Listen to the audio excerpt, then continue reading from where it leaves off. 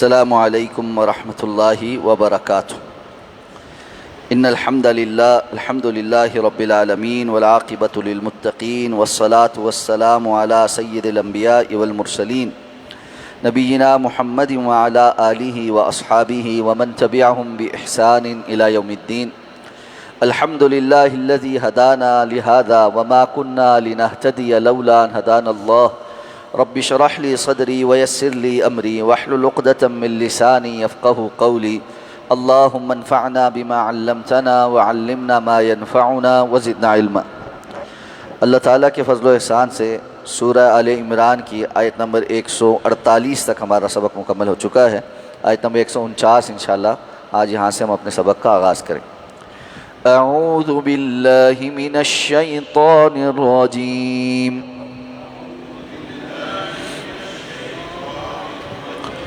بسم اللہ الرحمن الرحیم۔ یا ایہا الذین آمنوا ان تطیعوا الذین کفروا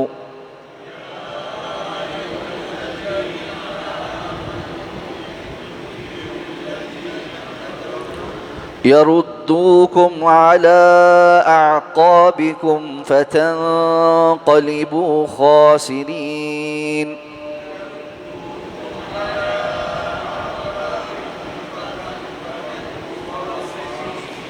بل الله مولاكم وهو خير الناصرين۔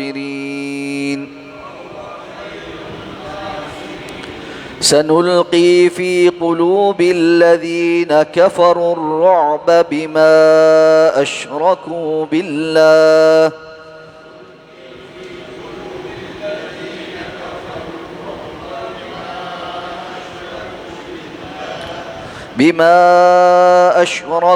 بالله ما لم ينزل به سلطانا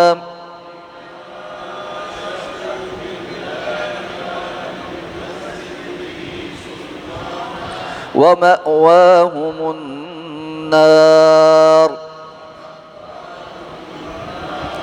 وبئس مثوى الظالمين۔ یا ایہا الذین آمنوا، اے ایمان والو، ان تطیعوا الذین کفروا، اگر تم ان لوگوں کی اطاعت کرو گے جنہوں نے کفر کیا، یردوکم علی اعقابکم، تو وہ تمہیں لوٹا دیں گے تمہاری ایڑیوں پر، فتنقلبوا خاسرین، تو پس تم لوٹ آؤ گے خسارہ پاتے ہوئے۔ بل اللہ مولاکم، اور بلکہ اللہ ہی ہے جو تمہارا مولا ہے، وہو خیر الناصرین، اور وہ سب مدد کرنے والوں میں سب سے بہتر ہے۔ سنلقی فی قلوب الذین کفروا الرعب، ان قریب ہم ڈال دیں گے ان لوگوں کے دلوں میں جنہوں نے کفر کیا رعب، بما اشرکوا باللہ، بوجہ اس کے جو انہوں نے اللہ کے ساتھ شرک کیا، ما لم ينزل به سلطانا، کہ جس کے بارے میں اس نے کوئی بھی دلیل نازل نہیں فرمائی، ومأواہم النار، اور ان کا ٹھکانہ جہنم ہے، وبئس مثوى الظالمین، اور کتنا برا ہی ظالموں کا ٹھکانہ ہے۔ غزوہ احد میں جب اہل ایمان کو نقصان اٹھانا پڑا تو غزوے سے فراغت کے بعد منافقین اور یہود انہوں نے مسلمانوں کو ایذا پہنچانی شروع کر دی اور ان کو تانے مارنے شروع کیے، اور یہ باور کروانا شروع کر دیا کہ اللہ رب العزت کی کوئی نصرت اور مدد نہیں ہے جو تمہارے ساتھ ہو، یا وہ تمہارا کہ تم حق پر ہو اور اللہ کی نصرت اور مدد تمہیں ملے۔ بھاگتے ہیں آرام سے۔ اور یہ کہ اگر تم ہماری بات مان لیتے اور ہم مدینہ کے اندر ہی رہ کر جو ہے وہ لڑتے تو فائدہ ہوتا، یہ جو تم نے ہماری نہیں مانی اسی کا نقصان ہوا ہے۔ تو اس طرح کی بہت ساری باتیں انہوں نے اہل ایمان کو کہنا شروع کر دی۔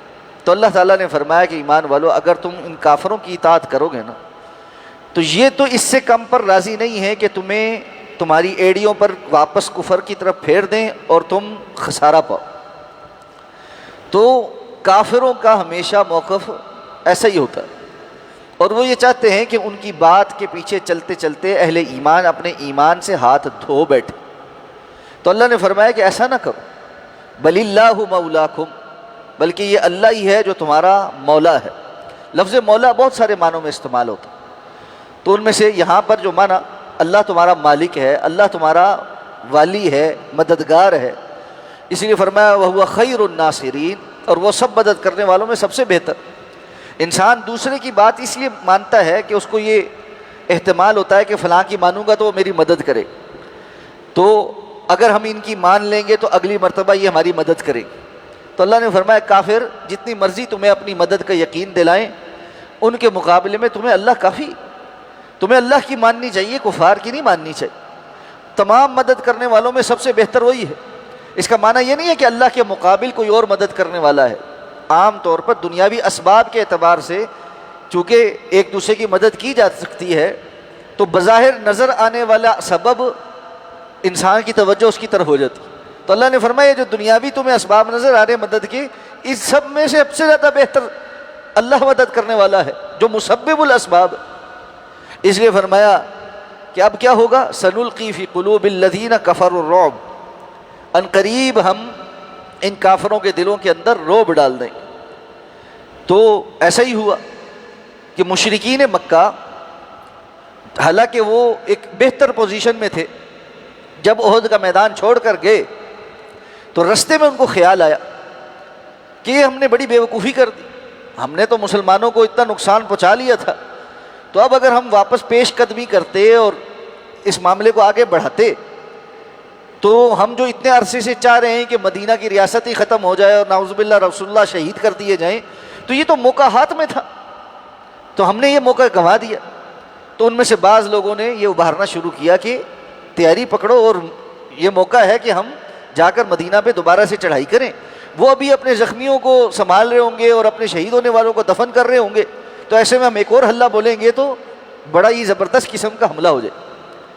لیکن ان میں سے جن کے دلوں کے اندر اللہ نے رعب ڈال دیا، انہوں نے اس مسئلے کو نگیٹ کر دیا، کہنے لگے نہیں بھائی جتنا ہو گیا بس ہو گیا، انہوں نے ہمارے نقصان کیا، ہم نے ان کا نقصان کیا، بس بات ختم، اب ہم دوبارہ نہیں جاتے۔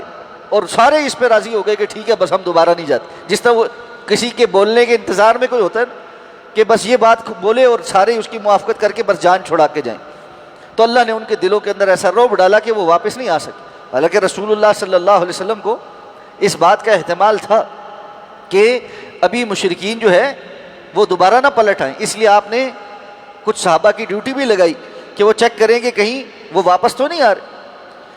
تو جس سے یہ بھی پتہ چلتا ہے کہ مشکل ترین حالات میں بھی مومن جو ہوتا ہے وہ بصیرت رکھتا ہے کہ اگر دشمن اس حالات میں پلٹ کے واپس بھی آ سکتا ہے تو آپ نے اس کا چیک اینڈ بیلنس رکھا۔ تو اللہ نے فرمایا یہ رعب کیوں بھی آیا ان کے دلوں میں، بما اشرکوا باللہ ما لم ينزل به سلطانا، بوجہ اس کے جو انہوں نے اللہ کے ساتھ شرک کیا ہے کہ جس کے بارے میں اللہ نے کوئی دلیل نازل نہیں کی کہ اللہ کا فلاں فلاں شریک۔ اس سے یہ پتہ چل گیا کہ شرک انسان کو بزدل بنا دے، اور مشرک انسان بہت جلدی مرعوب ہو جاتا ہے۔ اور یہ رسول اللہ صلی اللہ علیہ وسلم کی دوسری حدیث سے بھی ثابت ہے کہ آپ نے فرمایا کہ مجھے چند وہ چیزیں دی گئی اور جن کے ذریعے میری مدد کی گئی، اس میں سے ایک فرمایا کہ مجھے دشمن کے مقابلے میں 1 ماہ کی مسافت پر رعب دے دیا گیا، یعنی 1 ماہ بھی ہم دشمن سے دور ہوتے کہ میرا رعب جو ہے وہ دشمن کے دل کے اوپر پڑ جاتا ہے۔ اور ظاہر بات ہے جتنا آپ اس کے قریب ہوں گے اتنا زیادہ اس کے اوپر رعب پڑ جائے۔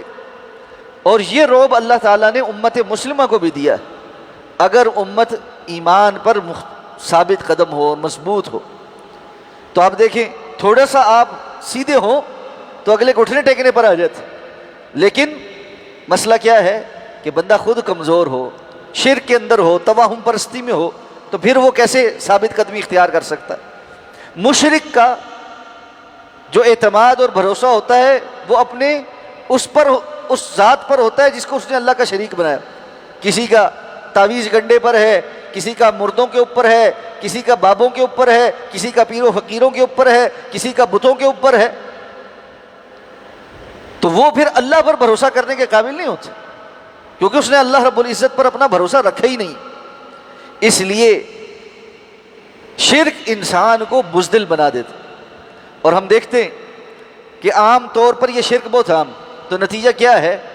ذرا سا پتہ کھڑکتا نہیں، لوگ پہلے سے جو ہے نا توہم پرستی میں بیٹھے ہو، جی فلاں نے کچھ کر دیا ہے، فلاں نے بندش کر دی ہے، کوئی ہمارا جو ہے نا کام نہیں چلنے دے رہا، کوئی کاروبار نہیں چلنے دے رہا، کوئی بچے بچیوں کے رشتے نہیں ہونے دے رہا، کوئی ہمارا گھر نہیں بسنے دے رہا، کوئی میاں بیوی کے درمیان ایسے کرا رہا ہے۔ ایسا محسوس ہوتا ہے ہر گھر کے اندر ایسی کہانی ہے کہ پورا پاکستان جادوگر ہے، آدھے لوگ جادو کے شہر میں ہیں اور آدھے ان کے اوپر جادو کر رہے۔ تو بھائی عجیب کام ہے۔ میں نے ایک خاتون یہ بات کہنے لگی، میں نے کہا آپ نے کبھی کسی پہ جادو کیا ہے؟ کہنے لگے نہیں۔ میں نے کہا آپ اپنے رشتہ داروں میں کھنگال کے پوچھ لیں، جن کی آپ پھوپھی لگتی ہیں، نند لگتی ہیں نا، ان کو بھی کسی نے یہ بتایا کہ تمہاری پھوپھی تمہاری نند نے تم پہ جادو کرایا، تو تم بھی جادوگر ہو، جس طرح تمہیں کسی نے بتایا کہ تمہاری نند نے تم پہ جادو کرایا۔ تو یہ تو ہر شعبدے باز کے پاس یہی کہانی کہ دوسرے تمہارے فلاں رشتہ دار نے تم پہ جادو کرایا۔ اس کا مطلب ہے ہم میں سے ہر ایک دوسرے کے اوپر جادو کرا رہا ہے، اور جادوگر بن کے بیٹھے سارے۔ وجہ کیا ہے؟ توہم پرستی۔ وجہ کیا ہے؟ عقیدے کی کمزوری۔ وجہ کیا ہے؟ اللہ پہ بھروسہ نہیں کرنا، اور پھر مزاروں پر جانا، وہاں جا کے امیدیں باندھنا، کسی جگہ دیے جلانا، کسی جگہ چادریں چڑھانا، کسی جگہ نیازیں دینا، کسی جگہ سے دھاگے پکڑ پکڑ کے لا کے بازوؤں پہ باندھنا، بچوں کے گلے میں اور بچوں کے بازوؤں پہ باندھ دینا، گھر کے اوپر باندھنا اور گاڑیوں کے اوپر لٹکانا۔ سارے روڈوں کے اوپر چلنے والی پبلک ٹرانسپورٹ میں سے 90-95% گاڑیوں کے اوپر اسی طرح کے دھاگے تعویذ اور جو ہے نا وہ کپڑے بندھے ہوئے ہیں۔ ہر دوسرے دن کوئی گاڑی لگی ہوئی ہوتی ہے، ایکسیڈنٹ ہو رہے ہیں، سب کچھ ہو رہا ہے، اتنے سارے کپڑے لٹکے ہوتے ہیں، اور وہ کہتا ہے جی یہ بابے نے دی ہے جی، اس کی وجہ سے حفاظت ہوگی۔ حفاظت کدھر ہوتی ہے؟ وہ تو سارے ایکسیڈنٹ ہو رہے ہیں روڈوں پہ۔ یا تو پاکستان میں کوئی ایکسیڈنٹ نہ ہوتا ہو تو کہو جی یہ حفاظت ہے، صرف توہم پرستی۔ تو اللہ تعالیٰ نے فرمایا جو توہم پرست مشرک انسان وہ مرعوب ہوتا ہے، اس کے دل کے اندر کوئی مضبوطی نہیں ہوتی۔ اور ایسے لوگ کیا ہیں؟ وَمَأْوَاهُمُ النَّارُ، ان کا ٹھکانہ شرک کی وجہ سے جہنم ہے، اور کیسا ہی ظالموں کا برا ٹھکانہ۔ اور یہاں بھی اللہ نے ان کو ظالم کہا ہے، کیونکہ شرک سے بڑا ظلم اور کوئی نہیں۔ اللہ ہم سب کو محفوظ فرمائے۔ سبحانک اللہم و بحمدک، نشہد ان لا الہ الا انت، نستغفرک و نتوب۔